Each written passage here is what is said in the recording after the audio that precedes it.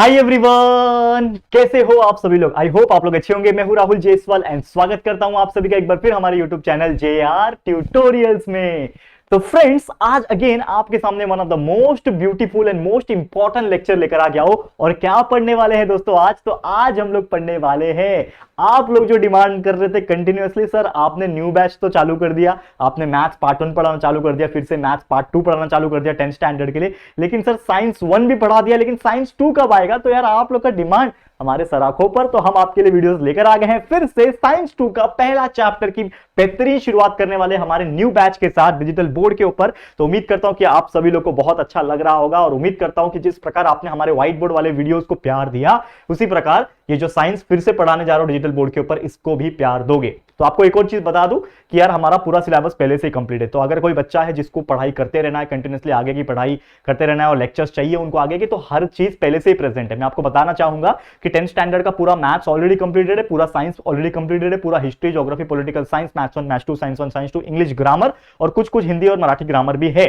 तो आपको जो भी चाहिए हमारे चैनल पे अवेलेबल है। व्हाइट बोर्ड वाले वीडियोस पूरा 1-1.5 साल हमने मेहनत किया है, पिछले साल पूरा कंप्लीटेड है, आप वहां से पढ़ाई कर सकते हो। और ये जो हमने नया बैच चालू किया है, इसमें भी बच्चे वीडियोस देख सकते हो और रिवाइज कर सकते हो आप लोग का, ठीक है। तो प्यार देते रहना। और आप लोग से एक ही रिक्वेस्ट है, अगर आपने मुझे इंस्टाग्राम पे फॉलो नहीं किया है तो आप लोग फॉलो कर लो यार। इंस्टाग्राम पे लिंक डिस्क्रिप्शन बॉक्स में दिया हुआ है, डायरेक्टली राहुल जायसवाल भी सर्च करोगे तो आपको मिल जाएगा। टेलीग्राम ग्रुप भी ज्वाइन कर लेना, क्योंकि ये सब जो नोट्स के फॉर्म में हम जो PDF होता है वो डाल देते हैं टेलीग्राम के ग्रुप में, तो फ्री में मिल जाएगा आप लोग को, तो ज्वाइन कर लेना, ठीक है। चलो शुरुआत करते हैं आज के इस वीडियो की। तो सबसे पहले चैप्टर का नाम क्या है?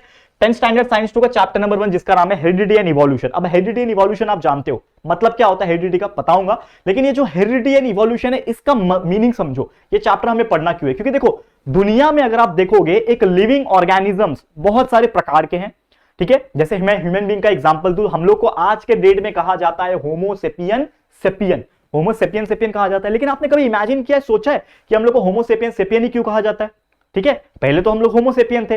तो मैं आपको एक चीज बताना चाहूंगा कि कंटिन्यूअसली हम जैसे ह्यूमन बीइंग्स का, हम जैसे इंसान, जिसको आज के डेट में हम इंसान बोलते हैं, इसका इवोल्यूशन होते आया है।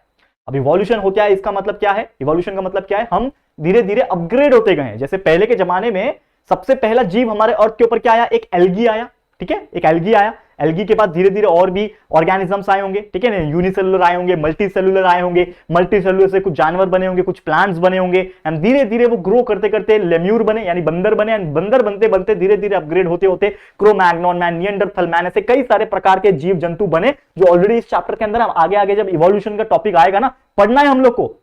इवोल्यूशन आने तो दो, अभी इस चैप्टर के अंदर बहुत मजेदार चीज है, मैं आपको बताऊंगा लैमार्किज्म क्या होता है। ऐसे बेहतरीन और खूबसूरत टॉपिक है, आप अगर पढ़ोगे दोस्तों, हम जो आपको पढ़ाएंगे इतना अच्छा लगेगा, आप बोलोगे कि वाह यार साइंस क्या बेहतरीन सब्जेक्ट है और हमको कितना मजा आ रहा है। पूरा हिस्ट्री बताऊंगा, हमारा अर्थ का कैसे निर्माण हुआ, ये सभी चीज, ठीक है ना। करोड़ों साल पहले, 8 से 10 करोड़ साल पहले क्या चीज थी, तो ये सभी चीज आपको पता चलेगी इस चैप्टर के अंदर। तो आज तो पहला ही लेक्चर है, हम पढ़ेंगे क्या? आज हम पढ़ने वाले हेरिडिटी क्या होता है, उसके बाद में हम लोग हेरिडिटी चेंजेस, जिसको वेरिएशन भी कहते हैं, वो क्या होता है। उसके बाद हम पढ़ेंगे ट्रांसक्रिप्शन, ट्रांसलेशन एंड ट्रांसलोकेशन क्या होता है। ये बेहतरीन टॉपिक्स हैं, साथ ही में म्यूटेशन पढ़ेंगे। तो आज का वीडियो पूरा हो जाएगा, तो वीडियो को एंड तक देखना है, बारी बारी से देखना है। तो सबसे पहले शुरुआत करेंगे हेरिडिटी से।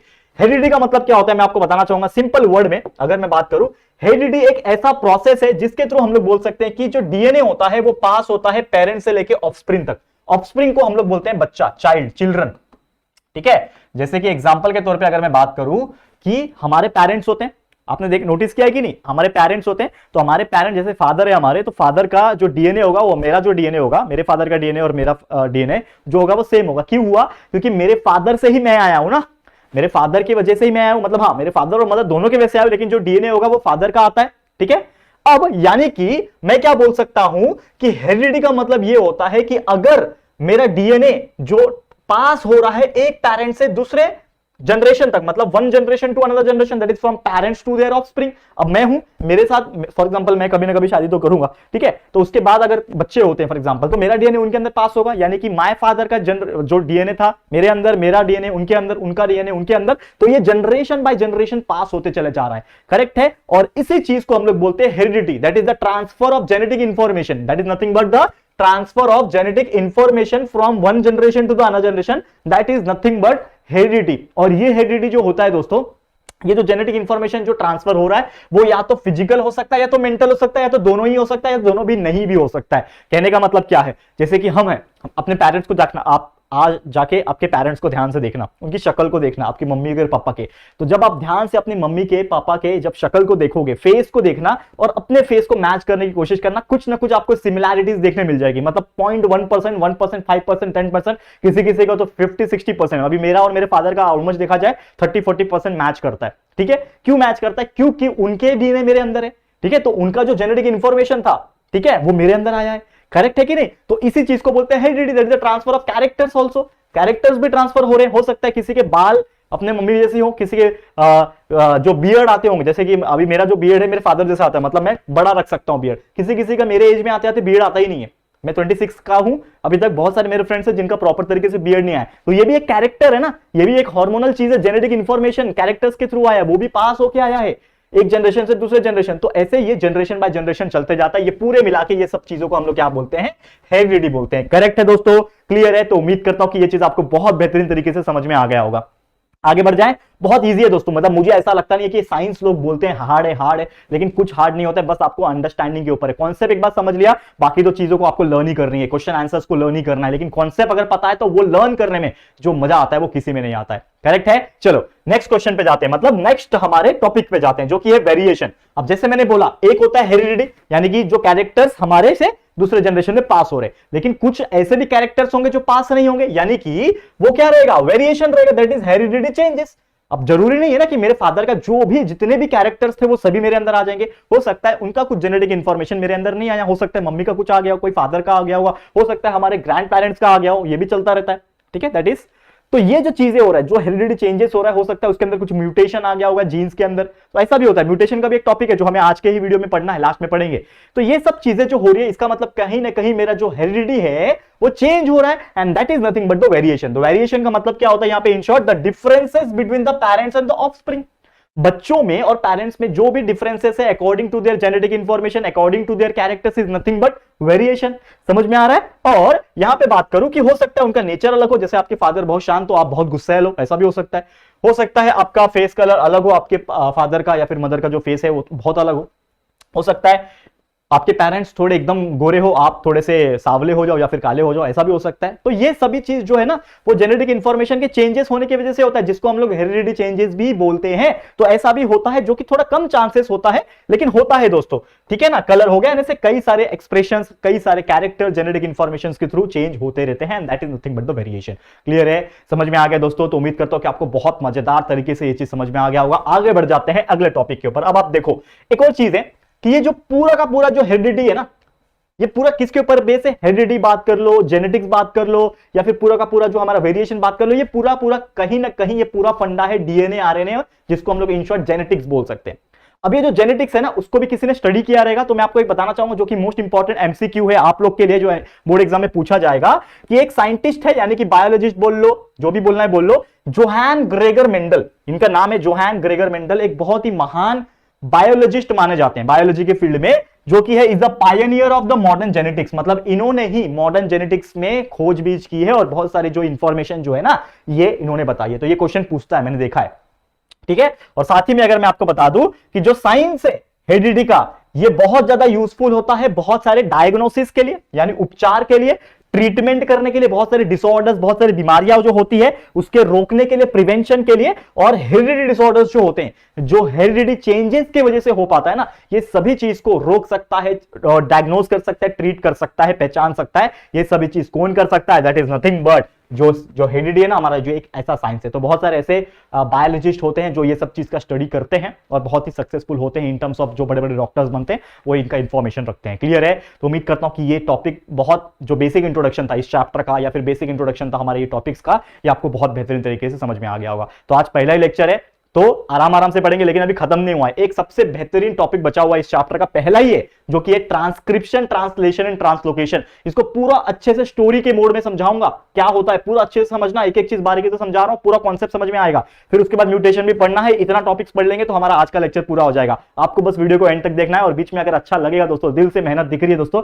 तो प्लीज लाइक करना और शेयर करना, बस इतना ही मैं बोलना चाहूंगा। बस चलो आज आगे बढ़ जाते हैं। अब आप देखो यहां पे जो कि बोल रहा मैं अगला टॉपिक ट्रांसक्रिप्शन पढ़ना, ट्रांसलेशन पढ़ना, ट्रांसलोकेशन पढ़ना है। तो सबसे पहले ये होता क्या, इसको समझो कि जो ये प्रोसेस होता है, मतलब ट्रांसक्रिप्शन की अगर मैं बात करूं, ट्रांसक्रिप्शन एक ऐसा प्रोसेस है that is of कॉपिंग a segment of DNA into RNA. तो आपको पता है कि DNA that is deoxyribo nucleic acid होता है DNA, RNA nothing but the ribo nucleic acid होता है। तो ये डीएनए का जो भी कुछ इंफॉर्मेशन रहेगा या फिर हो सकता है कुछ सेगमेंट रहेगा, जैसे आपको पता है कि it is all made of the nucleotides. Nucleotides क्या होता है, एडेनाइन, थायमिन, साइटोसिन, गुआनिन हो सकता है। तो ये जो चीजें होती है ना दोस्तों, ये हो सकता है कि कुछ सेगमेंट ऑफ डीएनए का जो इंफॉर्मेशन है उसका प्रोसेस मतलब क्या हो रहा है, कॉपी हो रहा है from DNA to into RNA. तो अगर डीएनए का आरएनए में कॉपी अगर हो रहा है तो वो प्रोसेस को हम लोग बोलते हैं ट्रांसक्रिप्शन। क्योंकि देखो एक वर्ड है ट्रांसक्रिप्ट, ट्रांसक्रिप्ट करना मतलब कुछ चीज लिखना, हम लोग बोलते हैं ना कि ये इसका ट्रांसक्रिप्ट है, स्क्रिप्ट बोलते हैं ना। तो ये ट्रांसक्रिप्शन मतलब nothing but the copying, the process of copying of some information of the DNA into the RNA is nothing but the transcription. अब इसको थोड़ा डिटेल में जाते हैं। अब एक चीज आप जानते हैं दोस्तों कि डीएनए जो है, ठीक है ना, डीएनए के अंदर जीन्स प्रेजेंट होता है, ठीक है ना, genes present in the form of DNA. हमारे शरीर के अंदर या फिर कोई भी लिविंग ऑर्गेनिजम्स के अंदर अगर आप देखोगे तो हमारा जो डीएनए होता है, जीन्स जो होता है वो डीएनए के फॉर्म में प्रेजेंट होता है और वो पार्टिसिपेट करता है, किसमें पार्टिसिपेट करता है, in the functioning of cell and control the structure and function of the body. मतलब पूरा शरीर जो है हमारा क्या, पूरे एनिमल का चाहे प्लांट्स का, हर एनिमल्स का, प्लांट का शरीर के अंदर कुछ ना कुछ कंट्रोलिंग एंड फंक्शंस होते ही है। दैट इज स्ट्रक्चर होता है। जैसे मेरा एक स्ट्रक्चर है, ह्यूमन बीइंग हूं ना मैं भी, तो मेरा एक स्ट्रक्चर है, मेरे बॉडी के अंदर बहुत सारे फंक्शंस हो रहे हैं। तो वो जो स्ट्रक्चर एंड फंक्शंस जो भी हो रहे हैं उसका मेन जो कंट्रोलिंग सेंटर होता है या फिर फंक्शनिंग जो करवाता है, it is nothing but the genes. Genes ही करवाता है and genes is always present in the form of DNA. लेकिन ये जो भी चीज हो रहा है ना, ये किसके हेल्प से हो रहा है, ये हो रहा है दोस्तों आरएनए की हेल्प से। किसके हेल्प से हो रहा है, आरएनए की हेल्प से हो रहा है। ये भी आपको दिमाग में रखना है। और साथ ही मैं आपको बता दूं कि ये जो भी इंफॉर्मेशन होता है जो प्रोटीन बनने का, दैट इज प्रोटीन सिंथेसिस जिसको बोलते हैं हम लोग, तो प्रोटीन सिंथेसिस होने का जितना भी इंफॉर्मेशन होता है ना, ये पूरा का पूरा स्टोर होता है डीएनए के अंदर। तो मैं आपको बताना चाहूंगा कि जो भी इंफॉर्मेशन प्रोटीन सिंथेसिस का है, क्योंकि आप जानते हो कि हमारे पास प्रोटीन होते ही है, शरीर में पूरा प्रोटीन ही प्रोटीन है। अगर आप देखोगे तो प्रोटीन कहीं ना कहीं सिंथेसाइज हो रहा है, बन रहा है। तो सिंथेसाइज जो प्रोटीन हो रहा है उसका भी इंफॉर्मेशन जो होता है, जेनेटिक इंफॉर्मेशन, वो किसमें स्टोर हो रहा है, डीएनए के फॉर्म में स्टोर हो रहा है। ये आपको ध्यान में रखना है। एंड साथ ही में बताओ कि ये जो भी प्रोटीन जो डीएनए के फॉर्म में स्टोर हो रहा है ना इंफॉर्मेशन, ये प्रोटीन जो होता है ये बनता कहां है, डीएनए के द्वारा बनता है। और किसके थ्रू बनता है, आरएनए के थ्रू बनता है। ये भी आपको याद रखना है। आपको याद है ना, राइबोसोम आपने पढ़ा था, लगभग वैसे ही है, ठीक है ना, 8 में पढ़ा था, ठीक है। और यही सब चीज जो पूरा प्रोसेस होता है ना, इसी को बोलते हैं दोस्तों सेंट्रल डोग्मा। क्या कहते हैं, इसी को बोलते हैं सेंट्रल डोग्मा। ये जो प्रोसेस मैंने आपको बताया अभी अभी, इसको हम लोग क्या बोलेंगे, सेंट्रल डोग्मा बोलेंगे। और हमेशा याद रखना कि जो न्यूक्लियोटाइड्स होता है उसका जो सीक्वेंस होता है ना, किसके अंदर, mRNA, that is messenger RNA. 3 type के आरएनए होते हैं, एमआरएनए, आरआरएनए और tRNA. MRNA messenger RNA, rRNA ribosomal RNA जिसमें प्रोटीन सिंथेसाइज होता है, tRNA nothing but transfer RNA. Correct है, ये पढ़ा है यार हमने, 8वीं में 9वीं कुछ पढ़ा होगा। नहीं पढ़ा होगा तो सब चीज तो रिवाइज ऑलमोस्ट मैं करा ही देता हूं, जैसे कि आप जानते ही हो, बहुत फास्ट फास्ट बोलता हूं, सब चीज कवर हो जाता है, ठीक है। चलो, तो जैसे मैंने बोला न्यूक्लियोटाइड्स का जो सीक्वेंस है ये एमआरएनए के अंदर जो होता है वो प्रोड्यूस होता रहता है कंटिन्यूअसली। एंड साथ ही में ये हमेशा कॉम्प्लीमेंट्री होता है, किसके साथ, डीएनए के साथ। डीएनए का जो स्ट्रैंड होता है, डबल स्ट्रैंडेड डीएनए होता है, ये देख रहे हो आप, that is double stranded DNA. तो हमेशा वो उसके लिए क्या होता है, कॉम्प्लीमेंट्री होता है, मतलब साथ साथ में ही रहता है, साथ साथ में ही चलता है। और आपको एक सबसे इंपॉर्टेंट डिफरेंस बताता हूं, क्या, ट्रांसक्रिप्शन जो मैंने डेफिनेशन बताया ना, इसमें एक और सबसे इंपॉर्टेंट डेफिनेशन जोड़ लो। क्या बोलता है कि आपको एक चीज पता होगा, यहां पे मैं टॉप पे लिखता हूं, that is adenine, thymine, cytosine and guanine, ATCG जिसको बोलते हैं, ATCG, adenine, thymine, cytosine and guanine. ये है क्या, बताओ मुझे, ये क्या है, दैट इज अ न्यूक्लियोटाइड्स। ये न्यूक्लियोटाइड्स है, जैसा कि आप जानते हैं ये प्रेजेंट होता है हमारे डीएनए के अंदर, एडेनाइन, थायामीन, साइटोसिन, गुआनिन। अगर ये जो एटीसीजी है ये किस में प्रेजेंट होता है दोस्तों, ये डीएनए में प्रेजेंट होता है, दैट इज आपके डीएनए मॉलिक्यूल्स में प्रेजेंट है। लेकिन अगर ऐसा हुआ कि यहां से जो थायामीन है ये निकल के ना इसके जगह पे क्या आ गया भाई साहब, यू आ गया, that is nothing but the uracil. क्या आ गया, यूरासिल आ गया। मतलब क्या बोल रहा है कि if there is a uracil in RNA instead of thymine of DNA. मतलब क्या बोल रहा है कि अगर मेरा एटीसीजी जो डीएनए में था, अगर टी के जगह पे यू आ गया, दैट इज यूरासिल हो जाएगा, तो वो कहलाएगा आरएनए। मतलब इन शॉर्ट डीएनए और आरएनए में फर्क क्या हो जाएगा, डीएनए में होता है ATCG, that is adenine, thymine, cytosine and guanine. RNA में होता है AUCG, that is adenine, U uracil, C cytosine and G guanine. ये आपको याद रखना है, करके याद रखना है। और ये जो पूरा प्रोसेस है ना, जो आरएनए का ये प्रोसेस जो है, आरएनए सिंथेसिस का, आरएनए के बनने का, इसी को बोलते हैं दोस्तों ट्रांसक्रिप्शन। ये था आपका सबसे पहला टॉपिक, क्लियर है। मजा आया कि नहीं मजा आया, बताओ कमेंट करके यार। इतनी बेहतरीन तरीके से चीजें दे रहे हैं ना, आपको मजा आ जाएगा साइंस पढ़ के आज। ठीक है, क्लियर है? आगे बढ़ जाएं तो ट्रांसक्रिप्शन समझ में आ गया। अब इसी को आगे रिलेट करेंगे हमारे ट्रांसक्रिप्शन से, सॉरी ट्रांसलेशन से। ट्रांसक्रिप्शन तो समझ में आ गया, अब ट्रांसलेशन एंड ट्रांसलोकेशन बाकी। आप देखो इसको समझो। अब मैंने आपको एक चीज बताया, ट्रांसक्रिप्शन, ठीक है, आरएनए का जो रोल था वो भी थोड़ा बहुत आपको समझ में आ रहा होगा। लेकिन एक और चीज सोचो कि ट्रांसलेशन का मीनिंग क्या हो सकता है। ट्रांसलेशन मतलब कुछ तो ट्रांसलेट कर रहा होगा, बेसिक इंग्लिश है, ट्रांसलेट कर रहा होगा। तो बेसिकली यहां पे हो क्या रहा है कि जो भी आपका एमआरएनए जो था, मैं आपको बताना चाहूंगा क्लियर कट, यहां पे जो एमआरएनए था मैं आपको बता दूं कि ये जो न्यूक्लियस में जो ये फॉर्म हो रहा है, ये किसके अंदर आ रहा है? It comes in the cytoplasm. जो सेल होता है, सेल के बाहर का जो एरिया होता है न्यूक्लियस छोड़ के, आपको पता है इसको साइटोप्लाज्म बोलते हैं। तो ये जो एमआरएनए है, मैं आपको बताना चाहूंगा, ये न्यूक्लियस के अंदर जो फॉर्म हो रहा है वो किसके अंदर आ रहा है? साइटोप्लाज्म के अंदर आ रहा है। एंड साइटोप्लाज्म के अंदर आने के बाद वो क्या कर रहा है? कोडेड मैसेज को लेके आ रहा है। ठीक है, वो क्या लेके आ रहा है? Coded message. और किसका मैसेज लेके आएगा? वो लेके आएगा अमाइनो एसिड का। मुझे बताओ अमाइनो एसिड ही क्यों लाएगा? क्योंकि यार अमाइनो एसिड से ही प्रोटीन सिंथेसिस होता है। करेक्ट है?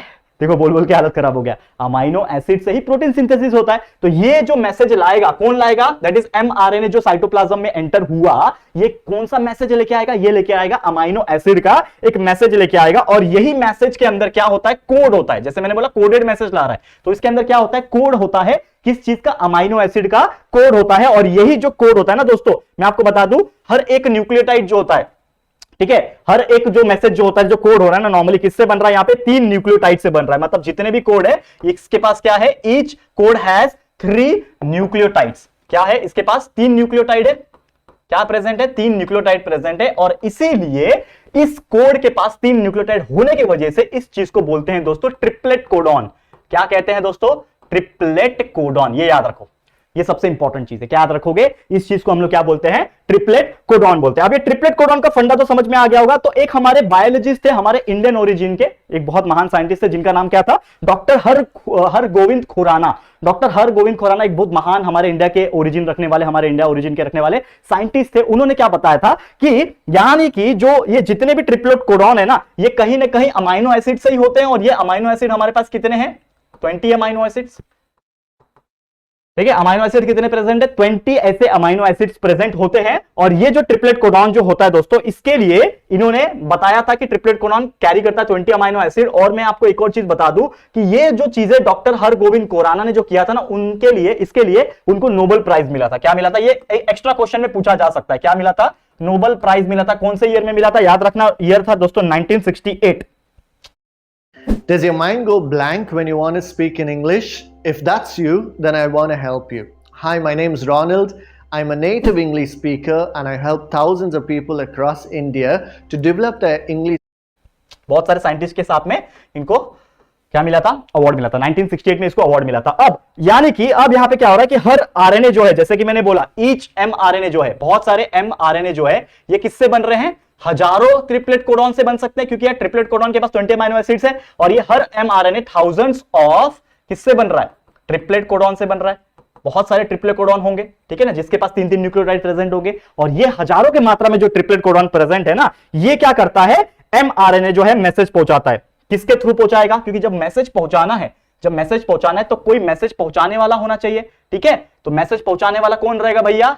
हम आ गए, हमको सब आता है। क्या नाम है इसका? TRNA, that is transfer RNA. तो एम का काम है मैसेज लाना, मैसेंजर आरएनए। टी का काम है ट्रांसफर करना, दैट इज पहुंचाना। तो ट्रांसफर आरएनए क्या करेगा? टीआरएनए क्या करेगा? मैसेज पहुंचाएगा। लेकिन मैसेज पहुंचाने के लिए उसको मैसेज समझ में भी आना चाहिए ना। जैसे समझ लो मैं एक बंदा हूं, मैं एक सर हूं, ठीक है, हो सकता है हमारे जो कॉमर्स वाले सर है, क्या नाम है? गौरव सर। तो दूसरे गौरव सर है। अब मैंने गौरव सर को कुछ इंफॉर्मेशन दिया और गौरव सर को मैं बोलूंगा कि ये जो मैसेज है ना, हमारे जो तीसरे सर है संजीव पांडे सर, उनको इंफॉर्मेशन दो। लेकिन अगर गौरव सर को समझ में ही नहीं आया कि मैंने बोला क्या, उन्होंने डिकोड नहीं किया उस मैसेज को, तो वो कहां से पहुंचाएंगे? इसीलिए सेम उसी प्रकार समझ लो कि ये जो टीआरएनए है भैया, इसके पास मैसेज आया, लेकिन मैसेज क्या है? Coded information.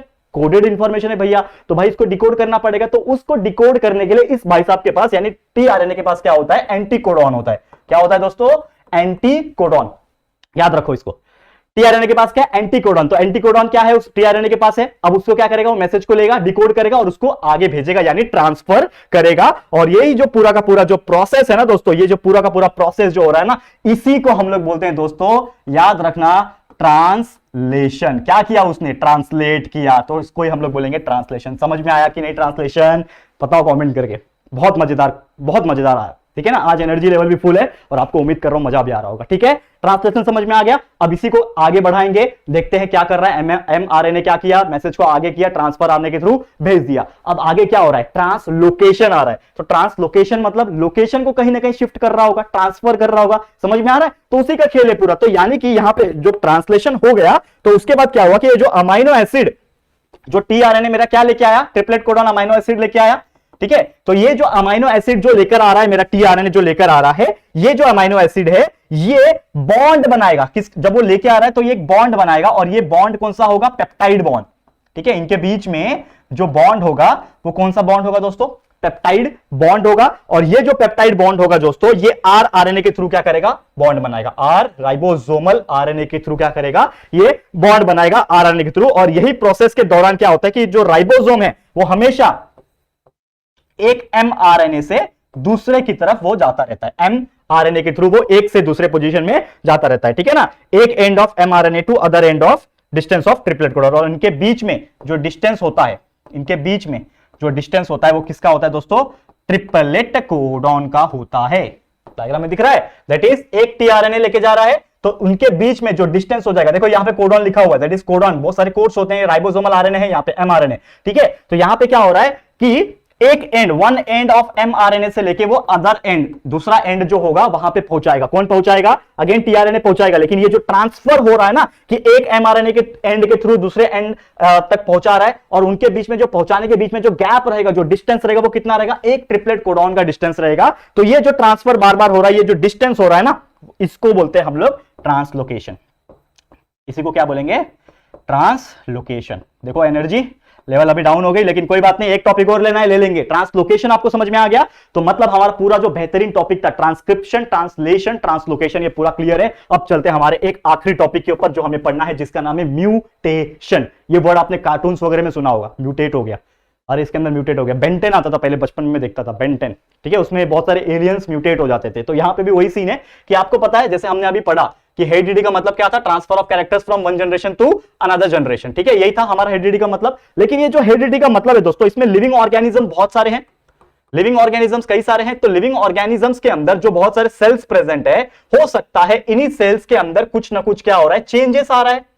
ये जो सेल्स है, सेल्स के अंदर जो बहुत सारे जीन्स प्रेजेंट है, इनके अंदर क्या हो रहा है, हो सकता है बहुत सारे चेंजेस हो रहे हैं। करेक्ट है, क्या हो रहा है, बहुत सारे चेंजेस हो रहे हैं। अब कुछ भी हो सकता है इसके अंदर। अगर हम बात करें, जब वो एक जनरेशन से लेके, मतलब हमारा जो वन जनरेशन था उससे लेके वो सेकंड जनरेशन तक जा रहा है, अगर तो सेकंड जनरेशन तक जा रहा है, मतलब हमारा जो ट्रांसफर ऑफ जेनेटिक इंफॉर्मेशन हो रहा है, जीन्स के थ्रू हो रहा है, डीएनए के थ्रू हो रहा है, तो हो सकता है उसके अंदर क्या हो रहा है, कुछ चेंजेस हो रहा है। चेंजेस कैसे होगा, जैसे कि यहाँ पे डायग्राम आप देख पा रहे हो कि हमारा मेन सीक्वेंस ऐसा था, लेकिन हो सकता है कि कुछ पर्टिकुलर कोडॉन्स, कुछ पर्टिकुलर न्यूक्लियोटाइड्स की जगह पे रिप्लेस होके कुछ नया आ जाए। तो रिप्लेस होके जब नया आ जाएगा तो मतलब चेंजेस हो जाएगा। तो जैसे कि आप बोलते हो ना कि मेरे फादर या फिर मदर से मेरी शक्ल किसी से भी नहीं मिलती। क्यों नहीं मिलती भैया, क्यों नहीं मिलती, क्योंकि आपके अंदर हो गया है म्यूटेशन। मतलब आपके अंदर नहीं, वो आपके जेनेटिक इंफॉर्मेशन जो सेल था जीन्स के अंदर हो गया म्यूटेशन। अब म्यूटेशन हो गया तो वो आपका चेंज हो गया। लेकिन सबसे ज्यादा जो म्यूटेशन होता है वो क्या पैदा करता है, वो बीमारी पैदा करता है, यानी कि वो पैदा करता है डिसऑर्डर। जैसे कि आपने एक बीमारी का नाम सुना होगा, सिकल सेल एनीमिया, ठीक है ना। सिकल, स्पेलिंग चेक कर लेना, सिकल सेल एनीमिया। तो एनीमिया तो आप जानते ही हो कि ब्लड का की कमी हो जाना, हेमोग्लोबिन की कमी हो जाना एनीमिया। लेकिन एक सिकल सेल एनीमिया होता है जिसमें क्या होता है कि उसके जो जेनेटिक इंफॉर्मेशन, जो सेल्स के अंदर जेनेटिक इंफॉर्मेशन होता है, उसके अंदर सर्टेन चेंजेस आ जाता है। तो वो जो चेंजेस हो रहा है उसी को हम लोग क्या बोलते हैं, म्यूटेशन होता है। और ये म्यूटेशन की वजह से वो जो बीमारी है वो और खतरनाक होता है। एक लेटेस्ट एग्जांपल बताता हूं कोविड का, ठीक है ना। कोरोना वायरस आपने नाम सुना है, ठीक है। कोरोना वायरस आपने सुना कि सबसे पहले कोरोना वायरस आया, अल्फा वेरिएंट आया, फिर क्या बीटा आया, फिर क्या आया, पता नहीं, मैं तो ऐसे ही बोल रहा हूं, मुझे मालूम नहीं है, लेकिन ऐसे ही कुछ तो आ रहा था। अल्फा आया, बीटा आया, डेल्टा आया, ठीक है ना। डेल्टा नहीं, ऐसे नहीं लिखते डेल्टा को, डेल्टा को ऐसे लिखते हैं, करेक्ट है। डेल्टा आया, फिर ओमिक्रॉन आया, ठीक है ना, ओमिक्रॉन आया, अभी पता नहीं और कौन सा एक नया आया। मतलब ये क्या कर रहा है बताओ मुझे, ये वायरस तो एक ही था ना, कोविड का ही वायरस था, लेकिन ये क्या कर रहा है, अपने आप को म्यूटेट कर रहा है। समझ में आ रहा है, लेटेस्ट एग्जांपल बता रहा हूं आपको। तो ये क्या कर रहा है, ये जो वायरस है, इसके जेनेटिक इंफॉर्मेशन के अंदर, वायरस भी एक लिविंग थिंग है ना, तो ये भी एक तरीके से क्या कर रहा है, इसका जो जीन्स होगा, इसके जेनेटिक इंफॉर्मेशन के अंदर कुछ ना कुछ म्यूटेशन हो रहा है, कुछ चेंजेस हो रहा है, एंड इसी की वजह से वो और अपग्रेड होते जा रहा है। तो या तो अपग्रेड होगा या तो डिग्रेड होगा। जैसे कि एक डेल्टा आया था, बहुत खतरनाक था, डेल्टा आया था, डेल्टा प्लस आया था, तो ये बहुत खतरनाक था। लेकिन उसके बाद जब वो ओमिक्रॉन बन गया तो वो एकदम ठंडा हो गया। ठंडा हो गया मतलब सबको फैल रहा था, फास्ट है, उसका स्प्रेडिंग बहुत फास्ट है, लेकिन उसका जो खतरनाक जो था, क्या बोलते हैं उसको इंग्लिश में, डेंजरस जितना होना चाहिए था उतना नहीं था वो। क्लियर है, समझ में आ गया। तो यही पूरा फंडामेंटल चीजों को हम लोग क्या बोलते हैं, क्या बोलते हैं, म्यूटेशन बोलते हैं। करेक्ट है, समझ में आ गया। इसी चीज को हम लोग क्या बोलते हैं, म्यूटेशन बोलते हैं। करेक्ट है, समझ में आ गया होगा। तो चलो यार, मैं भी थक गया। आज का वीडियो फिर इसी के साथ हम समाप्त करते हैं। Thank you so much for watching this video. और उम्मीद करता हूं कि जैसा आपने सोचा था कि साइंस 2 का वीडियो राहुल सर के साथ इस प्रकार पढ़ेंगे, तो उम्मीद करता हूं कि वो जो एक्सपेक्टेशन था उससे ऊपर ही आज मैंने परफॉर्म किया है। और उम्मीद करता हूं कि आज आपको बहुत मजा आया होगा पढ़ के मेरे साथ। तो बस आपसे एक ही रिक्वेस्ट है कि आज का लेक्चर तो चलो मैं इसी के साथ समाप्त करता हूं, लेकिन अगला लेक्चर आएगा जिसमें इवोल्यूशन पढ़ना है, अर्थ कैसे आया, अर्थ के ऊपर इंसान कैसे आए, कैसे कितने साल पुराने, ये सभी चीज पढ़ना, मजा आने वाला है हमारे साथ। लेकिन बने रहना, हर एक चीज कॉन्सेप्ट का भी कॉन्सेप्ट समझाऊंगा, जो चैप्टर में नहीं है वो भी बहुत सारी चीज बता रहा हूं कि नहीं बता रहा हूं। तो वो सभी चीज पढ़ना है तो हमारे साथ बने रहना, प्यार दिखाते रहना। ये वीडियो आपको कैसा लगा प्लीज कमेंट करना, वीडियो पसंद आया तो प्लीज वीडियो को लाइक करना और जितना हो सके दोस्तों के साथ शेयर करना, क्योंकि ऐसा क्वालिटी के साथ एक्सप्लेनेशन कहीं नहीं मिलेगा। तो please share to everyone and उनको भी बोलो आगे शेयर करने के लिए। और अगर फर्स्ट टाइम आए हो चैनल पे, चैनल को सब्सक्राइब नहीं किया तो फटाफट से हमारे चैनल को सब्सक्राइब कर देना, बाजू में बेल आइकन को भी प्रेस कर देना। ठीक है दोस्तों, तो जल्दी मिलेंगे हमारे न्यू वीडियो में, तब तक के लिए thank you and good bye.